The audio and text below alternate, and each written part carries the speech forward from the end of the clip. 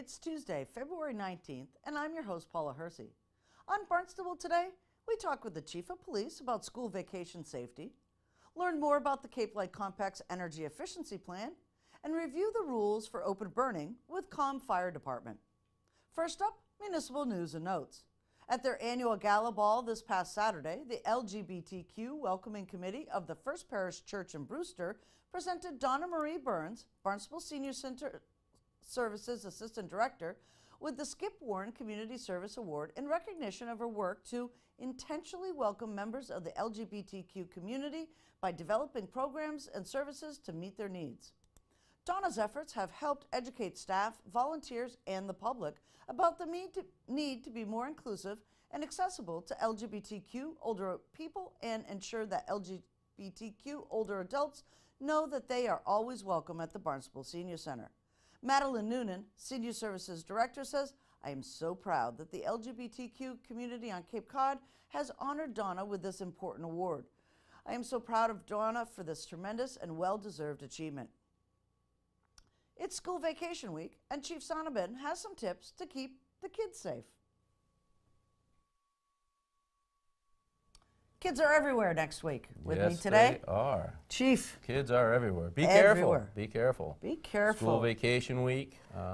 Take a little bit extra time. Watch out. Kids are gonna be running around chasing those balls into the street and everything. And crosswalks. You know, the HYCC busy, Main Street busy. Be careful. Right. The HYCC, that's a really good point, is there's a program there that just like literally drops kids off. The aftercare program, yeah. Aftercare, but also during vacation is drop-in. Yep. Skating, all sorts of different All kinds of fun activities, stuff. right. Get down to the HYCC and enjoy yourself. Right. Yeah. So safety-wise, give us a little indication. Do kids like really even think when they're walking out on the street? Did you? No. Neither did I. Well, it's, especially you get the electronics and heads down and stuff like that. It's the kids. They Right. don't think ahead. Right. So you gotta be careful. Keep your eyes out, especially around where it's parked cars and stuff, malls and things like that, because they're short. You can't see. They can't see you. You can't see them. They come out from behind parked cars and stuff like that. So be careful. Keep your eyes up. Keep looking around. Put your electronics down and look around. The other thing I want to talk about too is safety at the mall. That seems to be one of these things where parents feel somewhat safe about dropping their kids off. They're old enough, that tween and teen area, off to the mall. But there's some real safety precautions. Danger stranger. I had that as a kid. Talk a little bit about what teens and tweens should be kind of thinking about when they're in public places. Well, and even these days, you're right. The parents kind of tend to treat places like the HYCC, the mall, is like a babysitter, and it's really not that way. Depending on the maturity level of your kids, they have to be aware of their surroundings. You should educate them on, not that you should fear everybody, but be wary and know that not everyone that's asking you for something has your best interests at heart. Travel in groups, don't be alone. Have a buddy with you or have a friend. Have a phone with you so you can communicate with people. Have a schedule. When you're getting dropped off. You know where you're going to be. When you're getting picked up. Parents know all this stuff. And if you're going to deviate, let your parents know. We're talking about older kids now. We're not talking like 10 or 11-year-olds or 9-year-olds. Those should be with you at all times. They keep your eye on them. Right. But some of the older kids, the younger teenagers, and like you said, the tweens who are old enough to be kind of out there, have a little bit of responsibility, go to the movies or whatever. They should have a way of communicating with you, and there should be like a periodic check-in, perhaps, where, if they don't call me by a certain period of time, something's going on. I remember it used to be when street lights came on. That's when you came home, and unfortunately, those days have kind of gone by because now you're in the malls, you're traveling everywhere and whatnot. So they just need to be wary of where they are and keep the parents informed what they're doing and who they're with. Exactly, and I think that's a really good point for a lot of parents, is to know who these kids are with. Know your kids' friends. Right. Just like you said, traveling in groups, you should know, the 4 or 5 people in that group that are out in the mall or at HYCC. Is Officer Morrison going to be having some fun at the HYCC this week? Officer Morrison has fun no matter what he's doing. He is fun. He is You look fun. in the dictionary, there's Officer Morrison's picture right there, fun. Exactly. Exactly. He's going to be at the HYCC for vacation week, and kids. He will be around. He's around.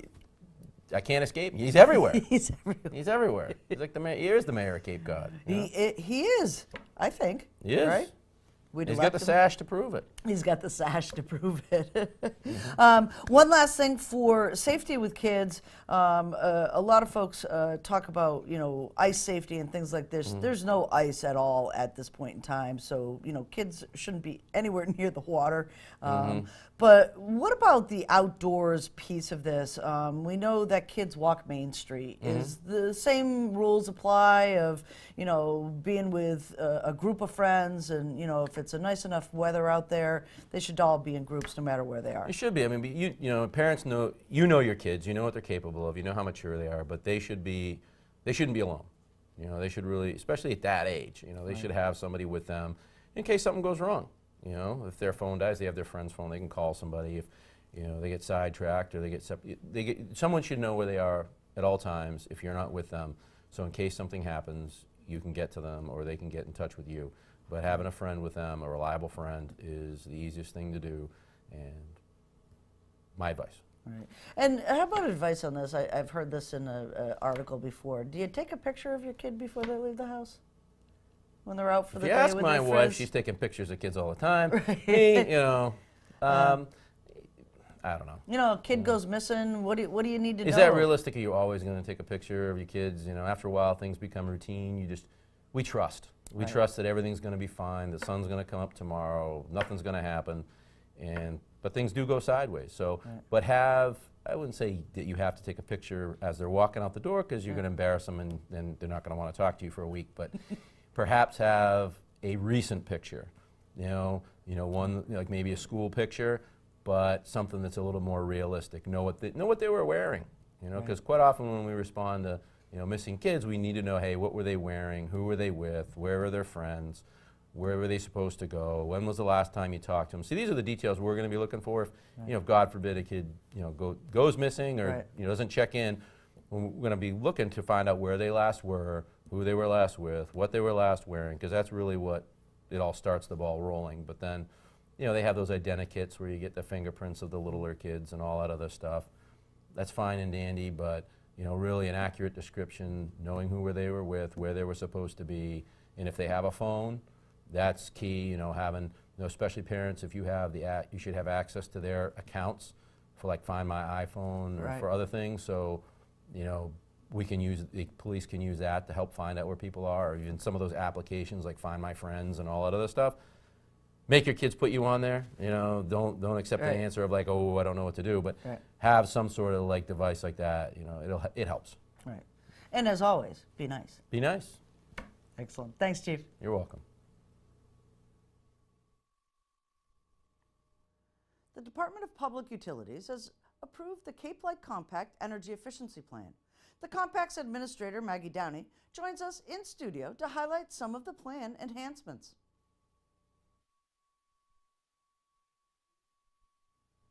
Saving money and saving energy. With me today, Maggie Downey, administrator for the Cape Light Compact, and Energy Efficiency Plan is approved. Yes, that's great news. Great news for the Cape and the Vineyard. The Department of Public Utilities approved our plan on January 29th, and that's wonderful for the ratepayers. It will allow the Cape Light Compact to continue our successful energy efficiency programs. Some specific enhancements that are included would be for continuation of our very popular and successful incentive for renters. So if you rent your home and you pay your electric bill, there's always a challenge over making improvements to the structure that you don't own. So that was a barrier that was identified many years ago, and one of the things in the plan is the continuation of offering 100% or no cost air sealing and insulation. So if you're in a house and it's drafty or you're cold, please call and ask for a home energy assessment, and you would be eligible for no cost insulation. So that's one of the things on the residential side. On the commercial side, very encouraging. We also were authorized to continue to offer 100% incentive. We have a very small program for nonprofit organizations. Small nonprofits are often challenged just to make ends meet, let alone trying to pull together dollars for insulating or changing lighting in their facilities. So again, we have a program for nonprofits that was reauthorized with 100% incentives for nonprofits, as well as for our municipal and other public buildings. We can go up to 100% for all cost-effective measures. Remember, that's our test. Everything we do has to be cost-effective. For every dollar of ratepayer funds we invest, we have to make sure we get at least a dollar in benefits. Right. And this energy efficiency plan, we'll just back up just a little bit. There was a lengthy process that you, as the Cape Light Compact goes through with public comment, with getting the information out there and what you want for enhancements, and then going through the DPU, obviously the Department of Public Utilities, to kind of like finalize this plan. So during the public comment process and the outreach to the public, you've really heard a lot from ratepayers. So when we talk about enhancements, what were some of the things, barriers that people were talking about that seem to be barriers for folks? So there, for our population, it's a very, there are almost two extremes. So for some, it's actually coming up with potential co-pays. So for renters, whether it's a resident or a business even, if you were renting your property, it can be difficult to engage a landlord, if it's an absentee landlord, to invest in the property when they're not responsible for paying the bills. So that is a barrier that has been identified, and we've, as I talked about previously, developed programs to address that barrier. So going forward in the plan, and this can talk about how the plan was actually conditionally approved, some of the barriers and feedback that we've heard from individuals and we've also observed firsthand is as we move towards what the legislature has now just authorized, something called strategic electrification. What does that mean? It's a big word. Strategic electrification is moving our heating and our cooling and where we get our electricity from to renewables. So starting to re-electrify the grid through offshore wind contracts, long-term hydro contracts. So what the compact was proposing to do is to move customers who heat with fossil fuels, still oil, propane, or electric resistance, onto more efficient cold climate heat pumps, which are basically a form of electric heat, but they're more highly efficient. And some of the barriers that have come up that we've identified are the upfront costs. Right.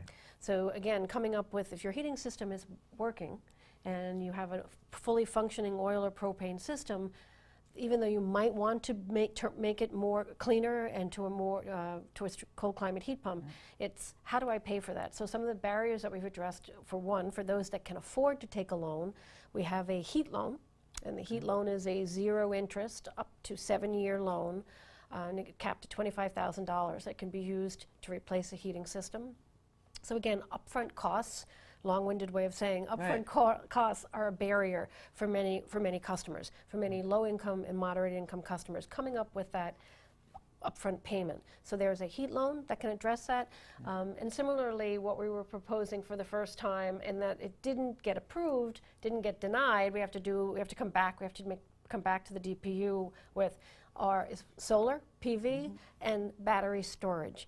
Those are two things that we have observed the market is moving, but those that being left behind are low and some moderate income customers and homeowners who just don't have the ability to take a loan or the cash on hand to install those technologies. So we want to make sure it's an environmental justice issue that low-income customers and moderate-income customers are not left behind as these technologies advance.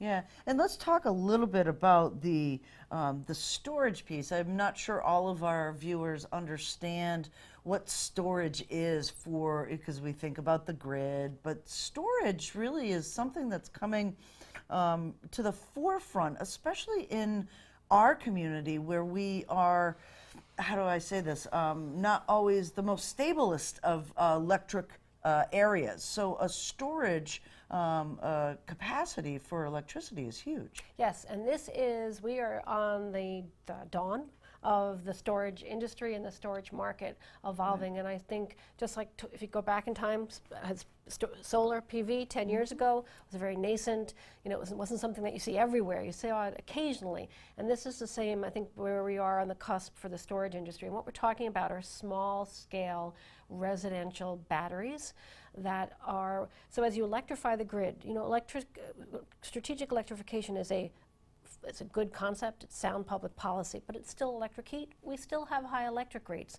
So what the compact has discussed as we went out on our public education tour, and what the board wrestled with is moving customers, especially low income or moderate income customers, onto heat pumps needed to be paired with solar, so that they had the ability to generate that electricity to run and offset any costs of operating that cold climate heat pump. And then you introduced storage. When you couple that with a PV system, you have, in a way, not in a way, you have a resilient home. You have a house that when the grid goes down, and whether it's due to a blackout due to the system or a weather-related outage, you have a homeowner who can stay in their home for a period of time running. Not everything is going to run off your battery, but you have the ability to shelter in place because you have a battery that is charged by the PV system and a heating system that can run off of that. So it's a great three-phase approach that the compact is plan to bring, and the department made some conditions, so we have still work to do, but we will bring that back to the Department of Public Utilities and continue to push to bring these technologies through our energy efficiency plan to the Cape and Vineyard ratepayers. So some of what you'll have to do is really data collect. For some of these types of technologies, there's maybe not enough data out there that satisfies the DPU. I'm fascinated by this as a solar customer, and Cape Light Compact helped us get our solar. You could almost do this for whole neighborhoods. You could. That's a different issue. That's Sure. called a microgrid, Right. Which involves more of working with the distribution company, and how you then would isolate that neighborhood from the grid, so that when the grid went down, that neighborhood could still function. But you don't need to do that. You can In do order, it you could singly have home. 10 homes on a cul-de-sac that have solar, a cold climate heat pump, and batteries, and that wouldn't be a microgrid, but it would still function for a period of time. So one of the things that the department wants us to do is, as I said, the compact was proposing an upfront 100% incentive for a battery, as opposed to the rest of the administrators, the utilities, the investor-owned utilities who run these programs were proposing to do a pay for performance. You say, what's the difference? An upfront incentive is you would get the cost of the battery paid for in exchange to allow the Cape Light Compact to dispatch that battery as part of our demand response program.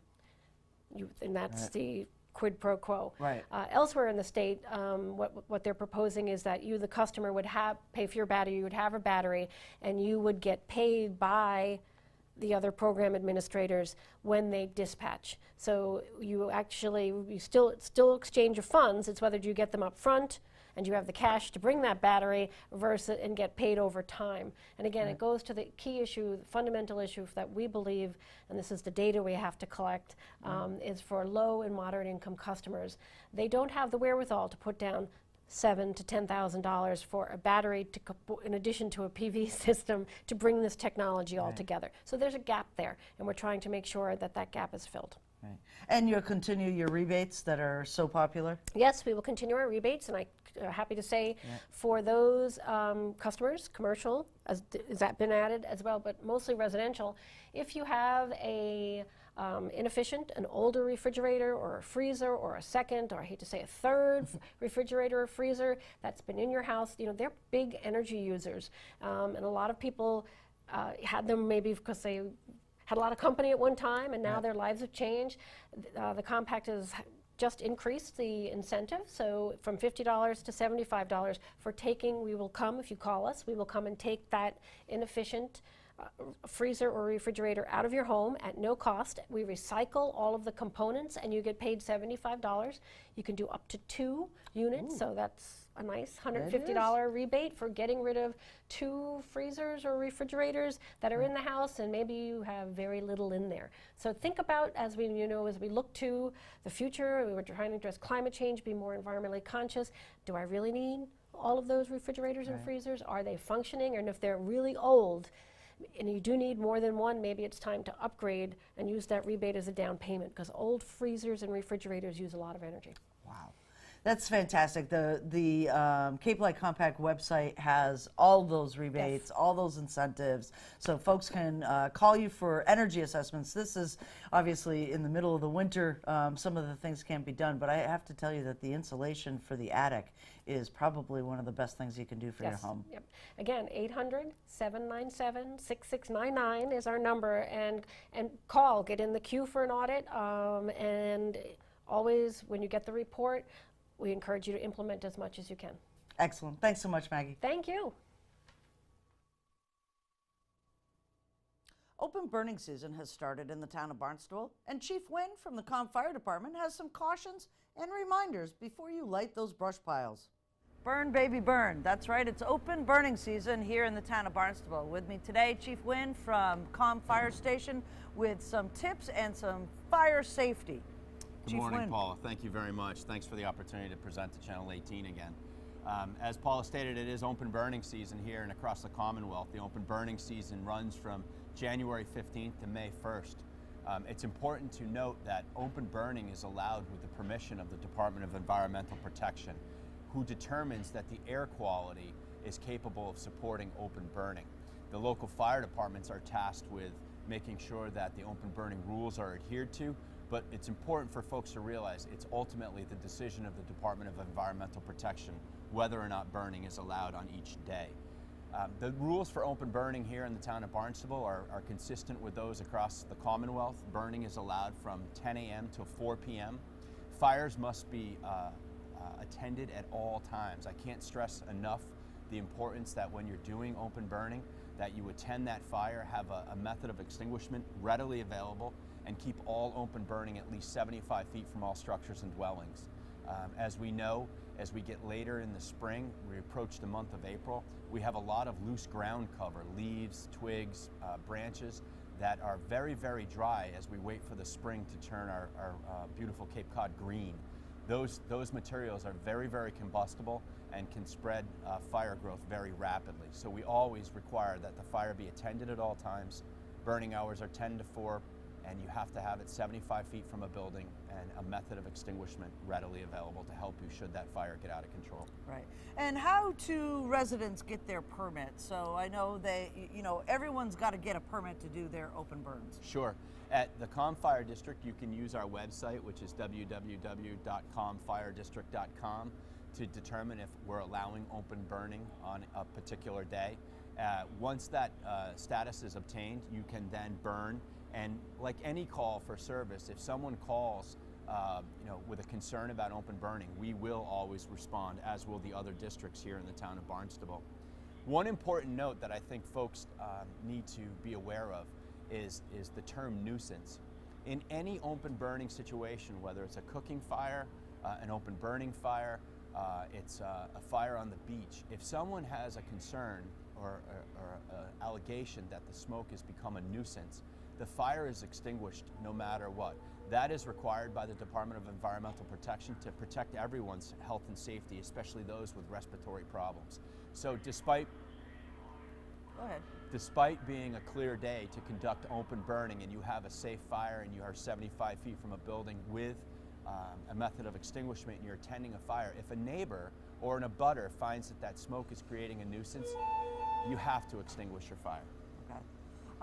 And when we're talking about these fires, they should be contained and small. You don't want these large brush fires out there in the middle of the woods. Correct. So our status, or our opinion on that is that the fire should be approachable. If you can't get close to the fire, it's obviously too big.